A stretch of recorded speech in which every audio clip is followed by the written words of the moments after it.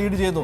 ML2 കഴിഞ്ഞ തവണത്തെ അതേ പ്രകടനം തന്നെ അവർ ആവർത്തിക്കുന്നു. CPM-ഉം CPI-യും ഓരോ സീറ്റുകളിൽ ലീഡ് ചെയ്യുന്നു. 31 ഇന്ത്യ സഖ്യത്തിന്റെ അല്ലെ 31 ഇന്ത്യ സഖ്യത്തിന്റെ ലീഡ് ഉയർന്നിട്ടുണ്ട്.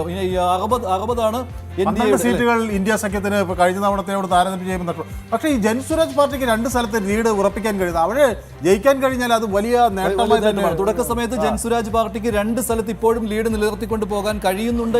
കൗണ്ടിംഗ് തുടങ്ങിയ ശേഷമുള്ള ആദ്യ പ്രതികരണം വന്നിരിക്കുകയാണ്. തേജസ്വി യാദവിന്റേതാണ് പ്രതികരണം.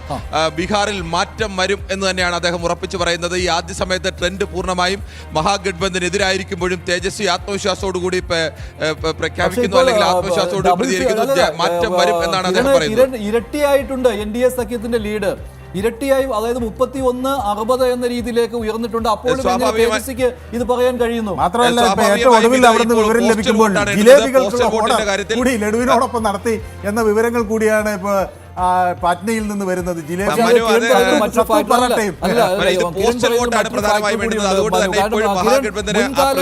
സംഭവിച്ചിട്ടുള്ളതാണ് കിരൺ, മുൻകാലങ്ങളിൽ സംഭവിച്ചിട്ടുള്ളതാണ്. ബീഹാറിൽ മാത്രമല്ല പല വടക്കേന്ത്യൻ സംസ്ഥാനങ്ങളിലും സംഭവിച്ചിട്ടുള്ളതാണ്. തുടക്ക ലീഡ് ആയിരിക്കില്ലായിരുന്നു അന്തിമ ലീഡ് എന്ന് പറയുന്നത്. പക്ഷേ ഇപ്പോൾ 13 സീറ്റുകൾ കഴിഞ്ഞ തവണത്തേക്കാൾ ഗെയിൻ ആണ് ഇവിടെ. 13 സീറ്റുകളിൽ കഴിഞ്ഞ തവണ നഷ്ടപ്പെട്ട സീറ്റുകളിൽ ലീഡ് ചെയ്യുകയാണ് ഇവിടെ NDA. അതൊരു ഘടകമല്ലേ മനു? 63 സീറ്റുകളിൽ ആകെ ലീഡ് ചെയ്യുമ്പോൾ അതിൽ 50 സീറ്റുകളിൽ കഴിഞ്ഞ തവണ ജയിച്ചത് NDA ആയിരുന്നു.